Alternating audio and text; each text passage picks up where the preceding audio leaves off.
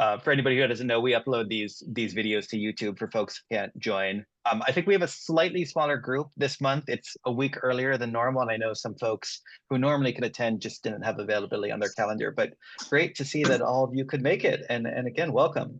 I'm just going to start with my very brief spiel that I always do at the start of MxG, just to introduce what it is for folks who might not be aware.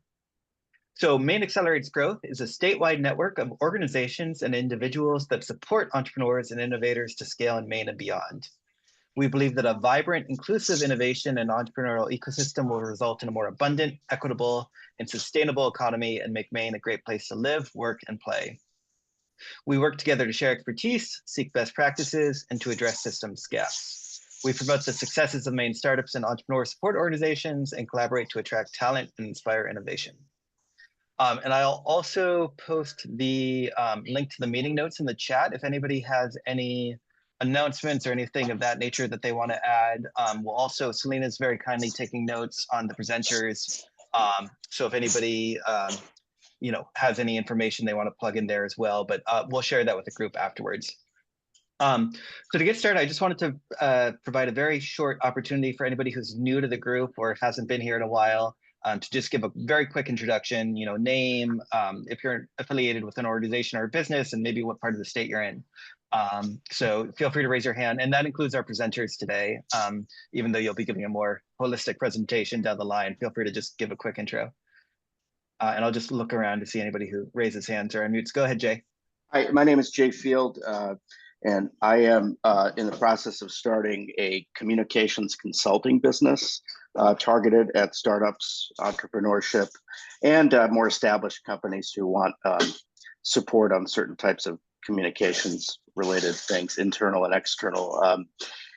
Most of my career, I was journalism. It was in journalism for public radio, 20 plus years, working for NPR member stations, different parts of the country, including here in Maine.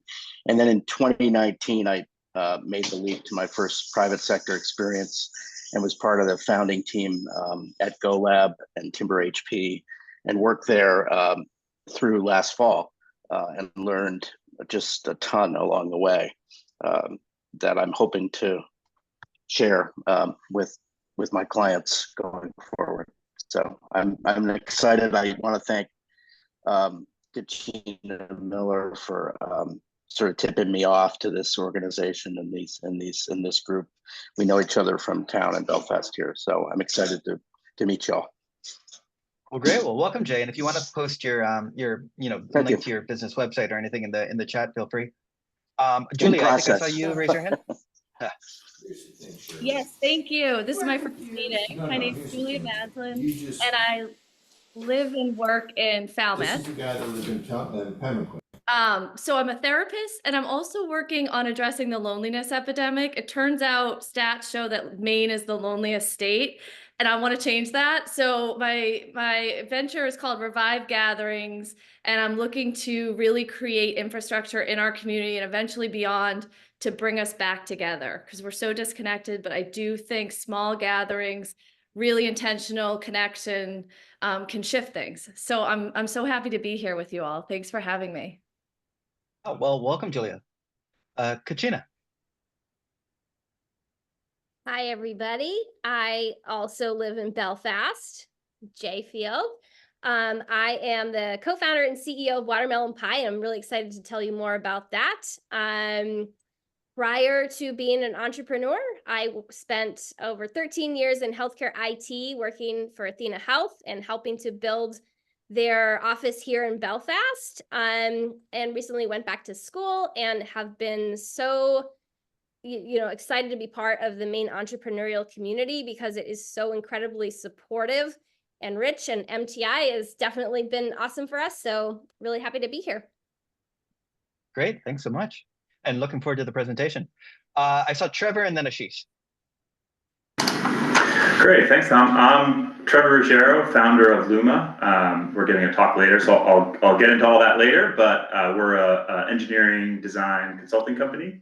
And so we're excited to be part of this group and meet more folks that are building companies and products here in Maine. Awesome, thanks, Trevor. And Asheesh. Thanks, Tom. Good to see Trevor. It's been a long time, Trevor. So yeah, I'm Asheesh Lanba. I'm the co-founder and chief scientific officer of StokedPlastics, where we use recycled plastic bottle waste to make injection molded hard consumer goods for the outdoor space. And that's what I'm going to be talking about today. I'm also an assistant professor of mechanical engineering at the University of Southern Maine and the director of research and education at the composites engineering laboratory that we have on campus. So happy to meet everyone and look forward to speaking soon. Yeah, thanks, Tom. Great.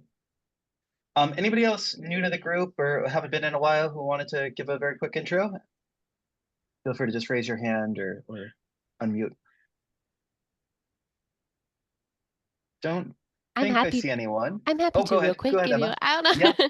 But yeah, my name's Emma Richardson. I'm based out of Brunswick, and I work with CEI, and I'm a program developer with the Child Care Business Lab. So supporting childcare providers across the state. And it's fun because I see some familiar faces out in the little boxes and then lots of new ones too. So I'm excited to hear from everyone today and get to hear about what's new going on. So thanks. Awesome. Welcome, Emma. Mhm. All right. Well, I think that's everyone. I can also Oh, introduce. I'm not go ahead, new, but Abby. it's been a while. Yeah, so my name is Abby Osei. I work with MTI as an investment officer. And yeah, glad to join the meeting today. And good to see you all. Great to have you on, Abby. Give it an extra second just so I don't talk over somebody again. Okay, I think we're safe. Okay, so I'm just going to give a couple of quick MTI updates. There's just two this month. One is just to highlight the 25th anniversary that I think a number of you were able to attend that took place at the end of October. We had almost, I think, 400 people attend. Lots of great presentations. We had 14 portfolio companies there. And really great feedback to the extent that I think we're going to try to make it an annual thing that we do. Just there seemed like there was a lot of great energy with folks, particularly just excited about the networking opportunity between all these different companies in Maine. So stay tuned. I think we're aiming to do our next one to coincide with Startup Maine Week, which will be in May. And on that note, Katie Shorey did ask me to share with the group that Startup Maine Week is tentatively scheduled from May 19, which is a Monday, to May 23rd, which is a Friday. So if folks want to sketch that in their calendar, and I can put that in the chat later, but that'll be the week of Startup Maine Week this coming year. And then the other announcement, as I'm sure a lot of folks saw in the news, is that the $25 million R&D bond passed. So folks probably saw that on their ballot as well. So that $25 million R&D bond will be administered by MTI. Folks who've been around for a while might remember the MTAF programs that we've released in the past, and it'll probably be similar to that. So basically, the money will go towards capital improvements. It's still being determined exactly kind of the cap, how much will be awarded per company, what the exact criteria is. But I think the goal of MTI is to have that information available to the public in early January, probably open up applications later in the spring with the goal to make the actual funding decisions sometime in the summer. So basically it's a big stay tuned, but just to put that on folks' radar that there'll be more information coming, and we'll certainly announce that at future MxGs. It'll go out in the newsletter, both the MxG newsletter and the MTI newsletter. And I'm sure there'll be press releases as well. So folks will hear more, but just timeline wise, yeah, hear more in early 2025, funding probably going out in summer. And that's all I have. So I'll pass it over to Jake. Thanks, Tom. Morning, everybody. So I've got a couple updates that aren't necessarily DEC updates, but we'll go for it. The inaugural Maine Apprenticeship Summit that DOL is putting on is going to happen Monday, November 18th. That's 9 to 3 at the Augusta Civic Center. That'll kick off National Apprenticeship Week. Tickets are $25 a person and scholarships are available. This is for a bunch of different industries, businesses, industry associations, workforce partners, open to all kind of a thing. Yesterday at the SBA service provider meeting, Diane mentioned that the SBA Maine Small Business Awards, the nominations for those are due December 5th. So I thought I would just put it out to this group. Diane basically said she doesn't want a lot of stress, so getting those in early would be great. And a DECD update, Ellen, our domestic trade contract employee, you've met her, she's wonderful. This is her last week of her contract. So she's going to be finishing that up. She is going to be joining state government, but in a different department.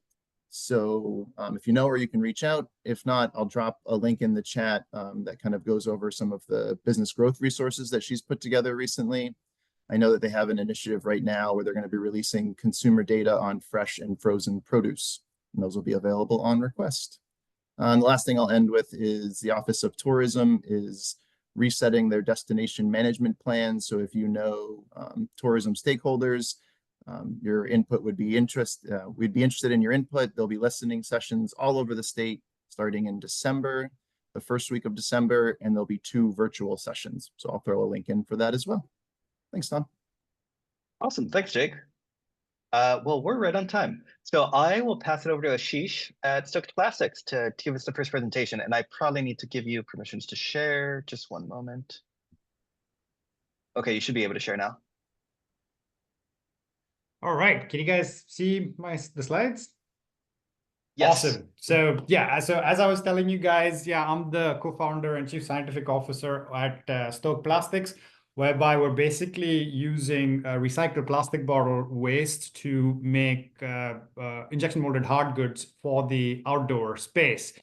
So the issue with that we face with plastic pollution is that there's 460 million tons of plastic waste that's generated roughly every year, and 14 million tons of this plastic waste ends up in the ocean, which effectively results in $2.5 trillion of loss in forfeited feedstocks, waterway disturbances, and the subsequent environmental cleanups that happen.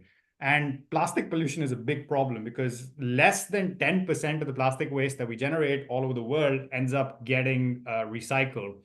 And plastic waste is responsible for 80% of all marine pollution that we see out there. And it's estimated by some researchers that by 2050, we're going to have more plastic in the ocean than fish in terms of the mass. So that's, we really got to figure out how to start using up all this waste. So the issue with using plastic bottle waste as a material in injection molded hard goods is that there is environmental degradation that takes place in the plastic material as we consume plastic bottles and as they become waste and they go out into the environment. And then they see, they see one big one that we see is UV degradation that happens. So this is where the microstructure and the polymer chains are breaking up. So the resulting material that we get from recycled plastic bottles is not good enough, as good as the material that we get from from oil refinement of fossil fuel. So that's what's sort of kept them from being used for these injection molded hard goods, because the mechanical properties are just not up to spec. So what we've done is that we've figured out that we can sort of have a composite plastic material whereby we combine a relatively large amount of the recycled plastic bottle waste material with some of the virgin PET material that comes from fossil fuels, along with one of our additives that we have. And we've ended up getting, right now in the market, our current plastic has 25% by weight of recycled plastic bottle waste in it. The particular kind of plastic is called PET, polyethylene tetrathalate. And this is like 10 times more than what we see other folks using in terms of the recycled plastic content in their materials.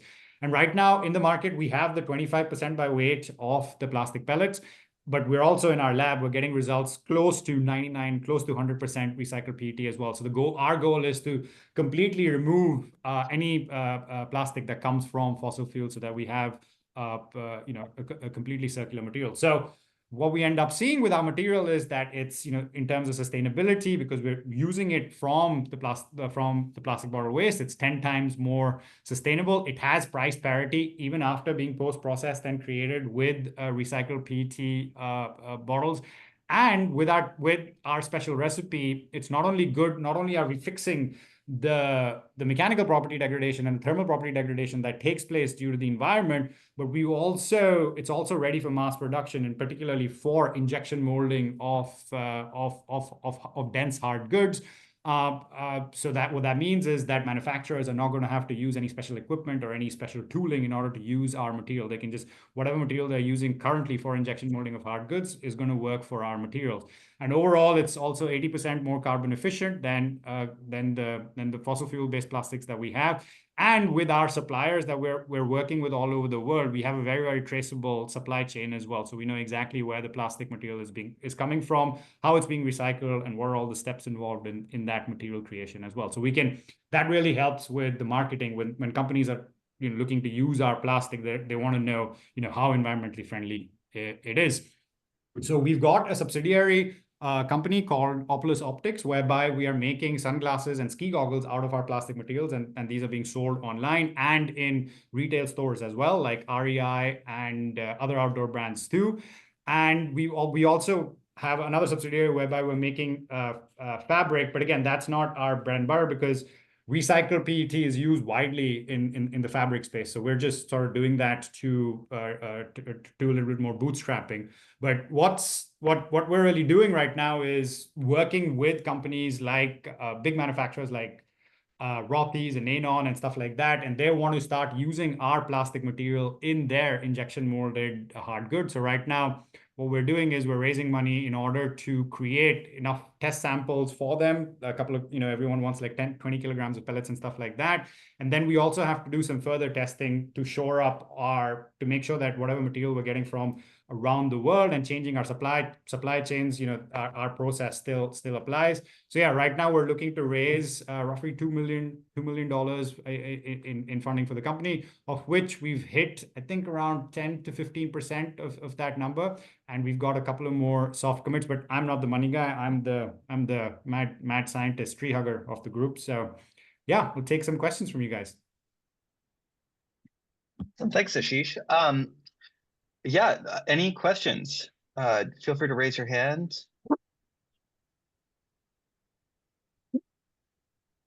I guess while folks are thinking, I'd be curious to hear a little bit more about your supply chain. Is it where are you sourcing and then Trevor, where are you sourcing your bottles from?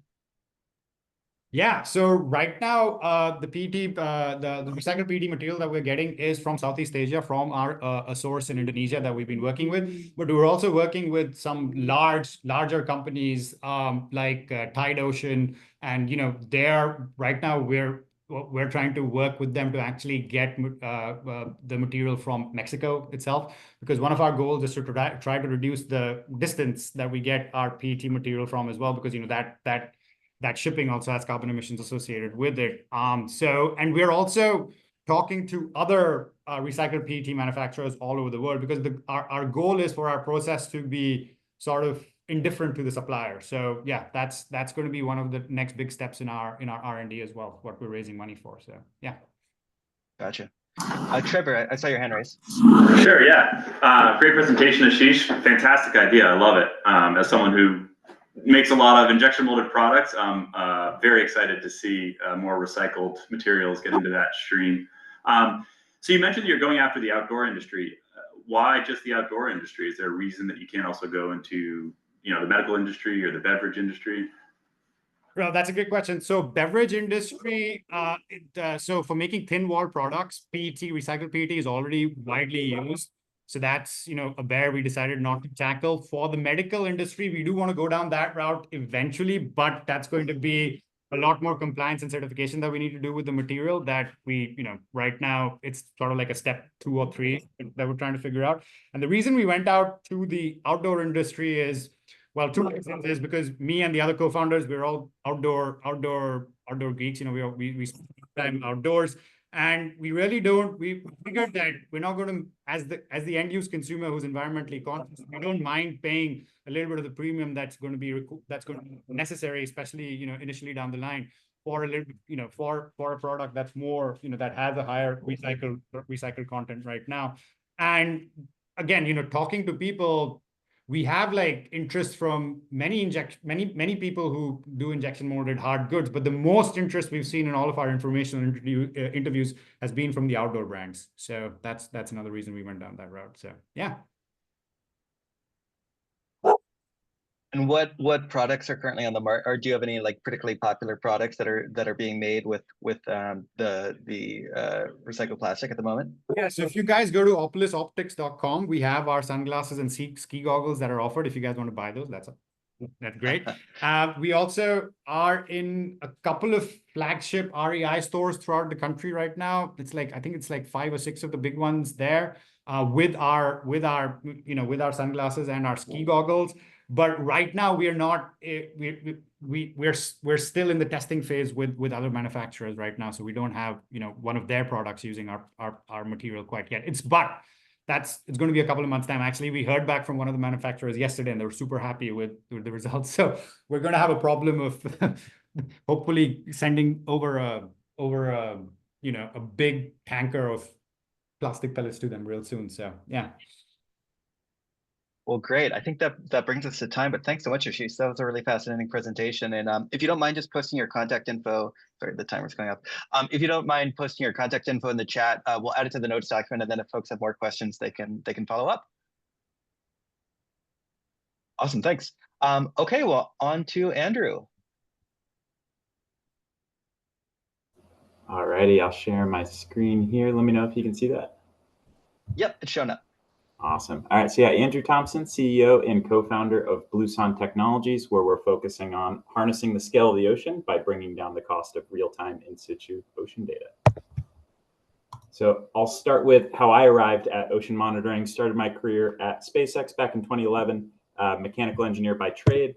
There we started working on rocket landing and reuse to radically bring down the cost of getting mass to orbit for things like Earth observing satellites, and trying to get away from just crashing every rocket into the ocean after you're done using it. Big fan, Asheesh, on getting less plastic in the ocean. Really love that mission. And then I moved up to Seattle to work on the Starlink program, where we were able to bring down, get 5 times more satellites onto each rocket to be more efficient, and also bring down the cost by a factor of 20 to get worldwide internet for a lot of the underserved populations that are further away from cities, where Starlink is a really good candidate, including northern Maine. And then COVID hit, and I had a lot of time to read the news, a lot of time to recognize the challenges and fear of climate change, and felt like I needed a new mission to put my talents to use, and felt like climate change was the problem to tackle.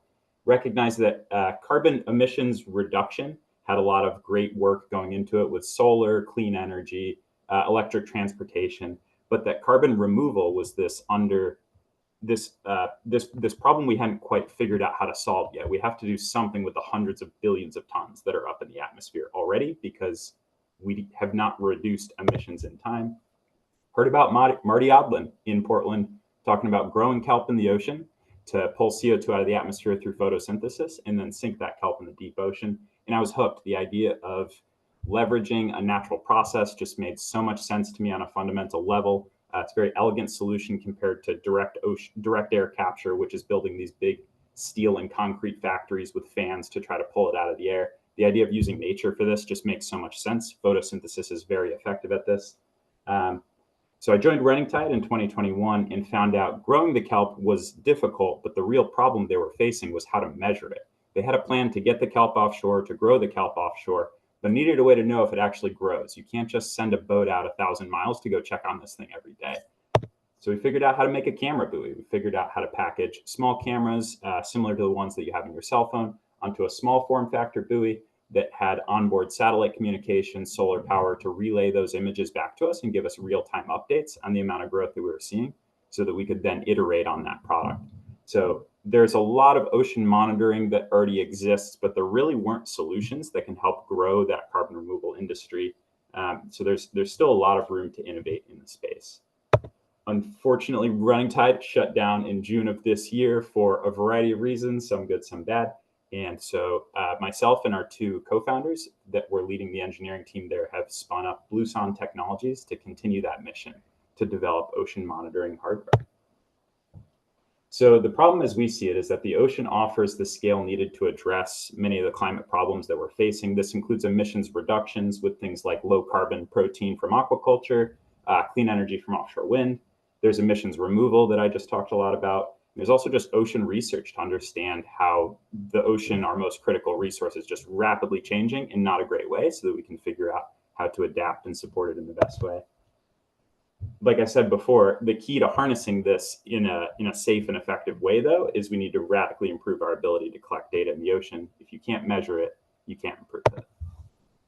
So at bluesonde, we're focusing on two different things. We're working on product development to develop an ocean monitoring buoy that I'll show some photos of. We're focusing this on carbon removal, but it has a lot of great applications in aquaculture, offshore wind, and ocean research as well. And the differentiator here is that this is a smaller form factor and significantly lower cost of maintenance, because operational costs are a big factor in getting hardware out in the ocean and keeping it operating. We're also offering engineering services to these MCDR, these carbon removal startups that face a lot of the same problems that Running Tide did, where they need to go make these first of a kind, very difficult, innovative systems where there's not really a template. And that's something that we uniquely have a lot of experience, having spent the last several years solving similar problems. These are the markets that I already spoke a bit about that we're focusing on addressing. And this is an early shot of the product that we plan to build. This has onboard communications and logging capability, onboard sensing, a proprietary anti-fouling system to prevent all the gunk buildup that you get in the ocean, to minimize maintenance costs, onboard solar and battery to power the system. This is anchored coastally and relays data back over the cell network to our web-based dashboard, which gives users a real-time data updates on a customer accessible dashboard, gives them the ability to adjust sensing schedules to check that the buoy's working appropriately for health monitoring, and also provides the ability for data visualization and API access to pull that data onto the ocean modeling product that most of their data ultimately goes to. These are the sensor parameters that we're focused on for our first generation. Over time, we plan to add more sensing capabilities to get to more specialized parameters. Initially, we're focusing on surface monitoring, but we intend to get into subsurface monitoring in our next generation. These parameters are critical for ocean alkalinity enhancement-based carbon removal, but are also a lot of the same water quality parameters that are very relevant for aquaculture as well as offshore wind to understand ecological impact. Here's a shot that shows some of the other products that exist on the market. You'll notice that we're really shooting for that small form factor to make this truly person portable, including trying to deploy it out on a rocking boat and being able to hold it without getting knocked over. The big areas that we're focusing on are adding some extra features in terms of ability to connect over different networks, including wireless, for the ability to kind of calibrate and do those operations in an easier way, as well as anti-fouling measures that enable significantly lower maintenance cost to enable larger scale coverage without needing to send someone out on a boat every 2 weeks to go scrape the gunk off and recalibrate your sensors. Here's a shot of where our timeline looks like. We incorporated in July. We joined the Climate Tech Incubator at the RU Institute, which is part of the Northeastern Network. We joined the Blue Tech Boost Accelerator at Gulf of Maine Research Institute. We're working on our first generation design, and our goal is to have first buoy in the water this spring and first buoy with customers for field trials this summer. So a lot of exciting design iterations coming up and happening now. Our ask for this group would be help connect us to anyone that can help either inform our products or eventually be a customer. This includes anyone in the carbon dioxide removal industry, ocean research, aquaculture, offshore wind, government agencies. I dropped my email in there, Andrew at bluesonde. I'll put this in the notes doc as well. And yeah, would love to hear any feedback or connections people might be able to give. Awesome, thanks, Andrew. Go ahead, Asheesh. Yeah, thanks, Andrew. Awesome project. A couple of things I wanted to say. So, you said you looked at a regular camera. Have you looked at like spectroscopic imaging potentially to see underwater, with different wavelengths that you might be able to look at, longer distances?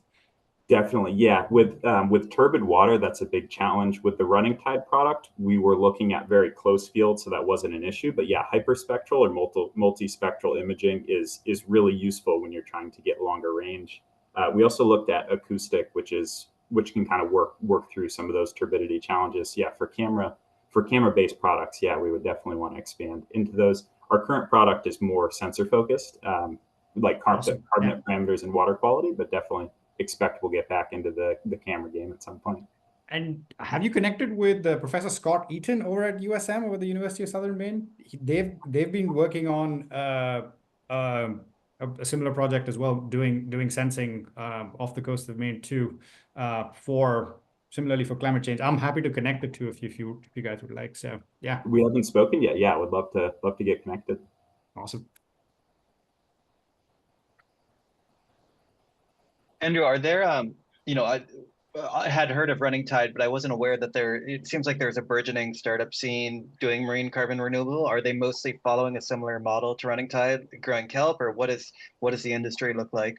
No, a lot of the industry has switched to a chemistry-based approach. It's called ocean alkalinity enhancement. So this mimics the natural process of limestone cliff erosion, where limestone basically grinds down to a powder from wave action and through a chemistry reaction that reduces the acidity of the ocean. With all of the emissions we've sent up to date, about 30% of that has gone into the ocean, and that's what causes ocean acidification. CO2 actually results in an acid in the ocean, and that's what's dropping the ocean pH. This ocean alkalinity enhancement basically does the reverse of that, where you grind up minerals and spread that out in the ocean. And so that's why our first monitoring product includes sensors like pH and conductivity, which can basically measure how effectively that process is working. Okay, interesting. Abby, go ahead. That'll be our last question, just for time. Go ahead, Abby. Okay, to what extent have you validated this technology? I don't know if you mentioned it at some point, but I want to know, have you validated this? Yeah, so the sensors we're purchasing are existing sensors that have already been validated, and we have a lot of experience developing similar buoys with onboard communications and power. Right now, we're in the bench testing phase with just like board level on a bench, but our goal is to have that first buoy out in the water. In terms of like product market fit customer traction, we actually got a grant from MTI, which we've been using to do a lot of that customer outreach, going to conferences and doing the work to make sure we're developing the right product for the right people. Well, Andrew, thanks so much for your presentation. And yeah, I know you put your info in this slide right here, but if you also want to just drop it in the chat, that would be great. Awesome. Yeah, thanks. Will do. And let's see, Kachina, Watermelon Pie is up next. Oh, you're not muted, but I didn't hear. Oh, now I can hear you. Yep, you're good. Okay. Phew.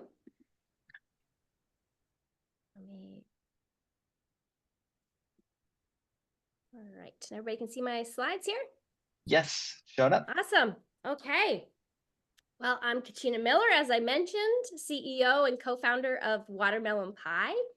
And after spending over a decade redesigning processes and leading digital transformation projects in corporate America, I realized that I really wanted to tackle the process bottleneck in my other job, home cook, for my busy family.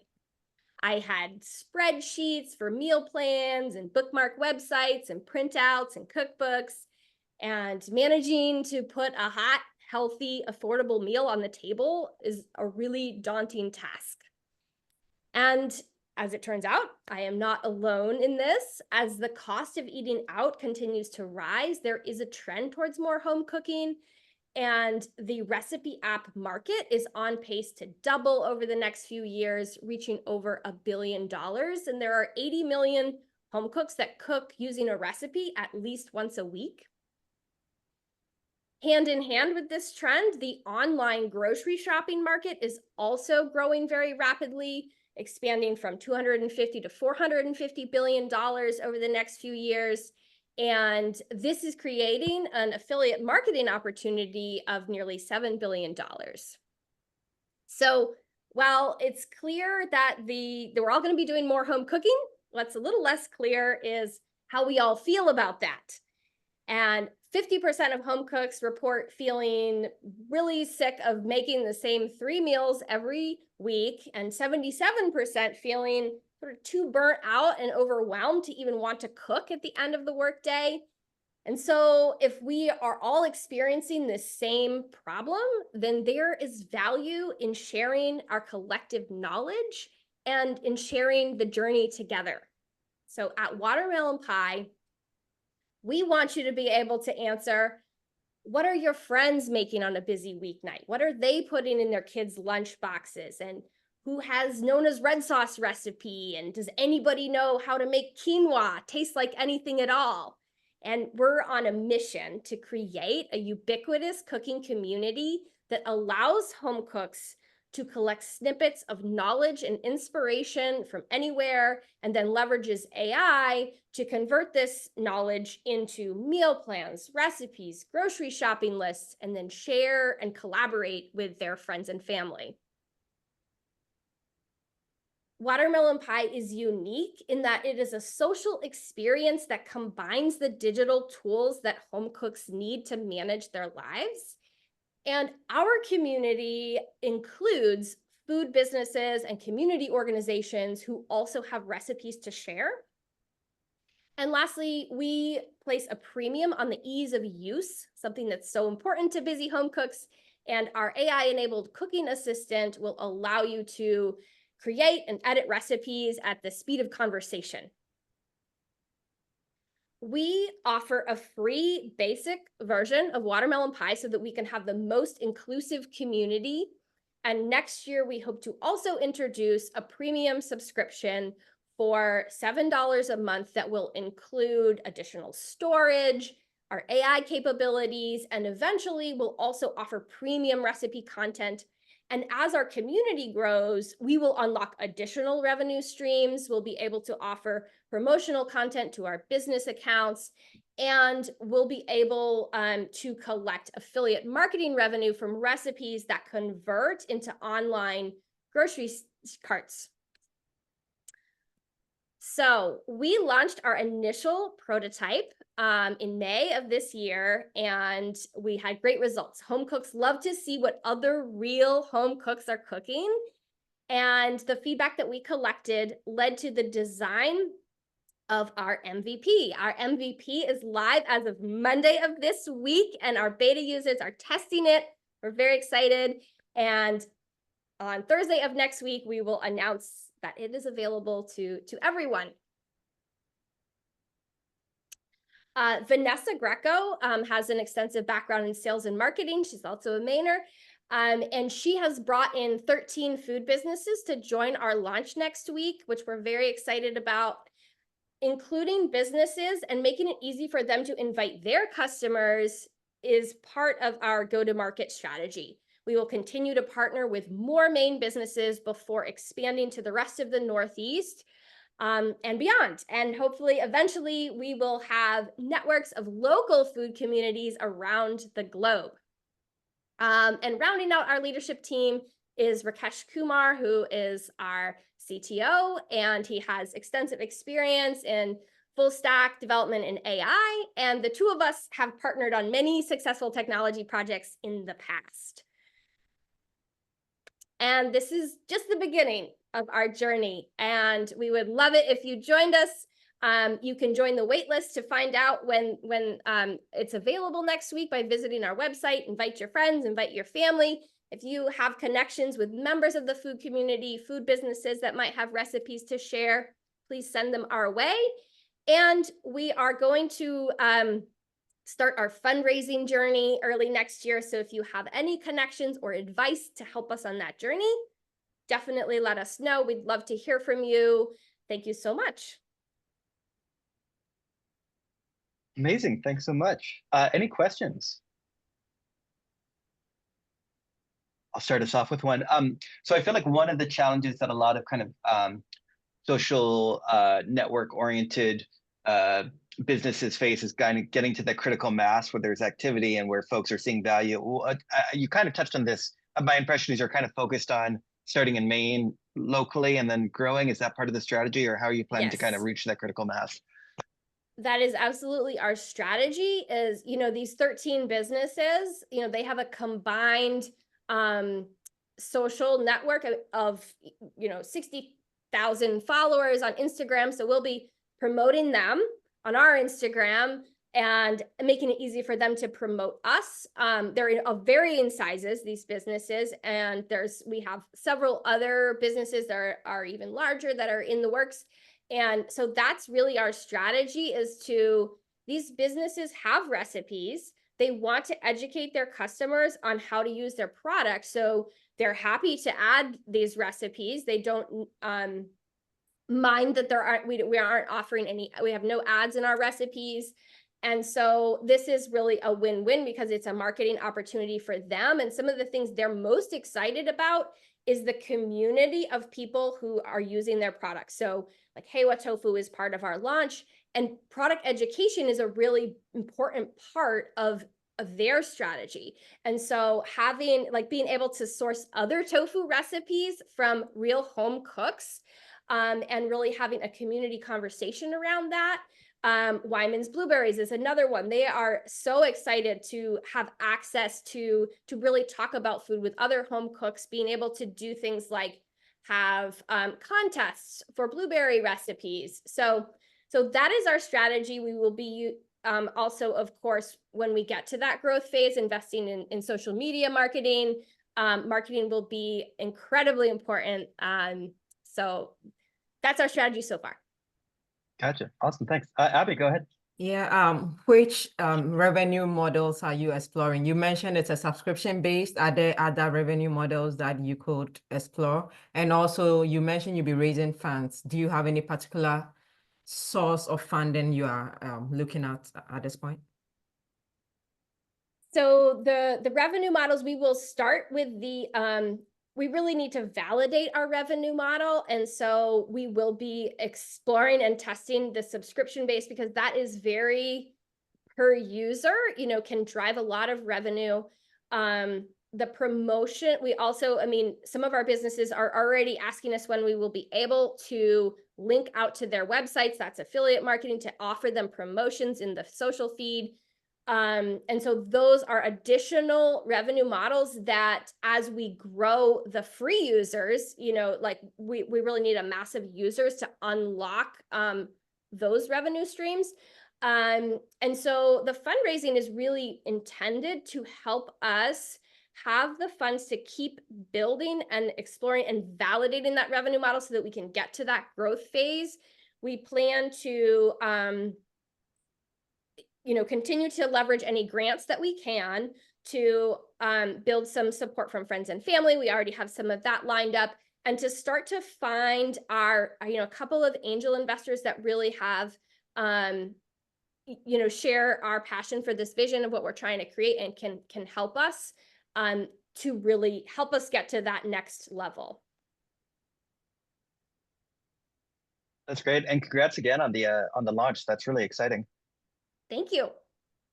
And yeah, if you don't mind posting your contact details in the chat in case folks have follow-up questions or Great. You want to learn more. Thank you so Awesome. much. I will do so. Thank you.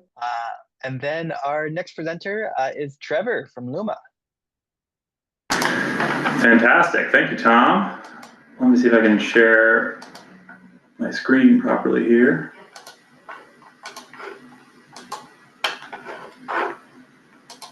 All right. Is that showing up for everyone? It is, yes. Fantastic. All right. So I probably have way too much to go over today, so I'll try to be quick. But I want to tell you a little bit about my journey starting Looma and about what we do here at Looma. And then at the end, talk briefly about a new company that we're working on spinning out. So I'm originally from Massachusetts. You can see the image on the bottom here. My life for many years living in Somerville was the image you see over on the left, just sitting in traffic going over the Tobin Bridge. And the life I wanted were the images that you see here on the right. And so that's what drove me to move to Maine. And that coincided a little bit with where I was at my previous employer in Massachusetts, also in the consulting world, but really, facing a lot of problems from not having the right tools to help clients, solve their tough engineering challenges. So that's where the vision for Looma sort of started, because by moving to Maine and having access to more affordable, manufacturing space while still being close to my existing network, provided this opportunity to combine, really talented engineers and with production quality tools to kind of help solve these hard problems in the life science space. So I started Looma in July of 2020. It was a bit of an interesting time moving my family to Maine, just at a our second child was born in February of that year, and then starting, Looma with the pandemic and everything. So this is what our offices looked like. The image over on the, I don't know if you can see my mouse or not, but this image over on the right is what our offices looked like back then. And then, it was just me and a computer, mostly working from home, obviously. And then today, this is what our offices look like. It's a pretty small facility, but, very efficient. And we're now 8 people. We've invested, grown organically, and we've reinvested close to $600,000 into, equipment to be able to realize that vision of, arming our engineers with high quality tools. So going more into what we do, so as I mentioned, really the core of our offering is these highly talented engineers that we have that can solve these hard problems that exist in the life science industry, and we're effective at solving them because of the tools that we have in creating this holistic product design service. We've sort of adapted this into a catchy phrase that we like to call our services Design Plus. So a lot of consulting firms, they are really focused on the design strategy, but when it comes to actually building a physical product that works, they can fall short because they don't have the tools and the hands-on expertise.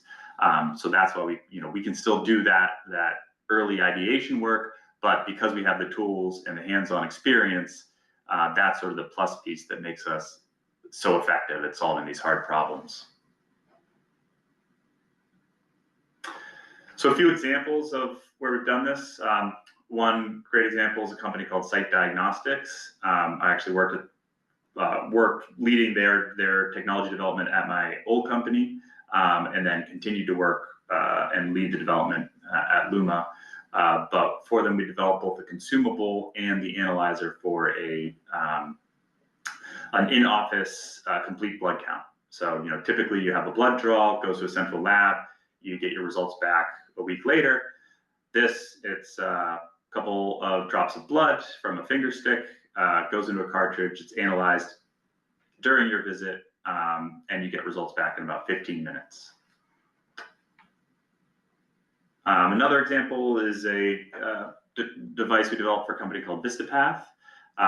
This is an instrument for automating the intake process in pathology labs. So previously it was a very labor-intensive process with lots of manual documentation. And with this device, there's two parts to it. There's a workstation, which you see on the left, and then there's a monitor on the right that tracks the progression of your work. So basically with this workstation, there's a bunch of integrated cameras and barcode readers, and it automates a lot of the documentation process, and then it also adds a lot of error detection so that if you accidentally swap out patient samples, it'll let you know and it'll tell you, because that's one of the biggest problems is that with these manual processes, samples get lost or swapped, and you don't want to go tell someone who just had a liver biopsy that they have to go have another one because you mishandled their samples. So that's a little bit of an example of what we do and some of our background. So what's coming next for us? Well, we need to continue to build the team. As I mentioned, we've grown to about 8 people over the past 4 years. And over those past 4 years, we rarely had a work timeline that went out more than 3 to 6 months. So it was always kind of day to day fighting to survive. We're now at a point where we have about 12 months of work for a 10-person company, and we're only an 8-person company. So that's one of the big things, is building the team, continuing to get that really strong talent into our organization. The other thing we're working on is building the space. So we've developed the lab space that you saw the pictures of, but with the recent award of a grant from MTI that we got from the ARPA funds, we're now working on building out a manufacturing excellence center. So getting another unit in the complex we're in and turning it into dedicated manufacturing space with advanced injection molding capabilities, ISO 1345 compliant processes, and then expanding our clean room. And this will allow us to really offer, cradle to grave product development services. So we can go all the way through mass production for some of our clients, whereas currently we really only support like pilot production. And that leads me to Modic, which is a new company that we're spinning out based off of some of the pain points that we've seen in our in the work that we've done for our clients. And that pain point is that it's really expensive and time intensive to develop custom disposable fluidic devices. That could be, diagnostics, could be devices for personalized medicine and therapeutics, devices for drug discovery. A lot of these you manipulate small volumes of fluid to achieve some sort of outcome, and you often want to do it in a fully disposable format. So our goal is to turn that process into something analogous to how the modern PCB development workflow is. So right now, if you're developing a PCB, an engineer designs the board. They lay out the traces however they want. Same for us. We want to, the engineers would still need to lay out this custom fluidic card. But then, just like on a PCB board, we're developing these pre-engineered modules that you can just pick and place to achieve some of the basic fluidic operations. So that includes, pumps, valves, wet-dry reagent storage, mixers, debubblers, all those sorts of elements. And so really it's a platform for automating the handling of small liquid volumes that could be applied to all sorts of, different segments of the life science industry, or maybe even beyond. So our value proposition is that we could greatly reduce the development time and cost for these consumables. You can see these images over on the right. These are two successful products that are on the market. These are images I pulled from their patent, and you can see how different they are and how many unique pieces are involved in these devices and how complex they are. It kind of gives you an idea of the cost and engineering effort that goes into each one of these. And these two products, they have a lot of similar functionality on them. So with our pick and place modules, we can reduce that complexity while simultaneously increasing robustness and reliability, because you're not re-engineering everything from scratch every time. You're using these, pre-vetted modules. Another benefit of our approach is that there's no fluidic or pneumatic connections to the instrument. If you're in the space, you know how valuable that is. And then also having a fully disposable wetted pathway. That's very important for a lot of these personalized medicine devices where you don't want any crossover between samples that you're processing. Same for diagnostics and the needs of those consumables as well. So that brings me to my my ask of the community here, and I'm excited to get to know more of you. So the first one is just come visit us. We are very excited about the community here in Maine of folks that are developing and building physical devices, and we want to meet more folks and figure out how we can collaborate and support people that are building physical devices in Maine. And I think one of the best ways to do that is to come visit us and see what we do, because I can tell you all day long and it doesn't click, but if you walk around our lab and see some of our work, oftentimes my experience there is that it clicks and people are like, oh, this is actually kind of like what we're doing, even though you wouldn't have thought it based off of our marketing materials. And then on the Modic front, where this is still very early phases, I'd love to share more details that we're kind of waiting for IP to get filed. But in the meantime, I'd love to talk to anyone that is working on handling small liquid volumes and might be interested in ways to automate that.